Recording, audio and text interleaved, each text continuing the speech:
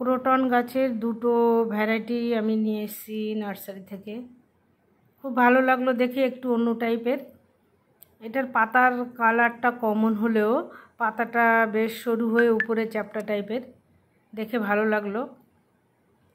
তো এগুলো দামও বেশি না, এত বড় গাছ, সুন্দর ঝাড়ওয়ালা গাছ, বেশ পুরনো গাছ। তা এগুলো নিয়েছে 60 টাকা করে। ক্রোটনের যত ভ্যারাইটি ছিল সবই 60 টাকা করে দাম ছিল। তো নিয়ে এসেছি। এবার মাটি আমি অনেকটা ফেলে দিচ্ছি, তলার থেকে শিকড়ও কিছুটা কেটে দেব। তো এইভাবে লাগালে গাছ ভালো হয়। তলার শিকড়, এটা খুব মোটা শিকড় ছিল না দেখলাম, তাই কাটলাম না।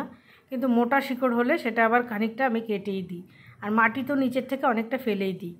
আর এই মাটি গোবর সার দিয়ে মিক্স করা ছিল, তাই লাগিয়ে দিলাম। এই গাছের খুব একটা যত্নের প্রয়োজন হয় না, তাই আর অত কিছু দিয়ে লাগালাম না, নর্মালি লাগিয়ে রাখলাম। আর এরপরে যেটা এনেছি ক্রোটনের, এটা একটা তামারা ভ্যারাইটি। এটা দেখতে খুব সুন্দর, পাতাটা সবুজের মধ্যে হালকা ইয়েলো শেড আছে, দেখতে এত সুন্দর পাতাটা, তা এটা সেটা দেখেই আনলাম, একটু আনকমন মনে হলো। তো এটারও নিচের থেকে দেখুন মাটিটা ভীষণ শক্ত।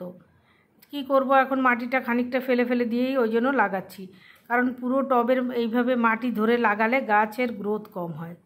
সেই জন্য এই মাটিগুলো ভালো করে এঁটেল মাটিটা ফেলে দিয়ে লাগালাম। আমার মাটিগুলো তৈরিই ছিল অন্য টবের মাটি, সেগুলোই দিয়ে দিচ্ছি।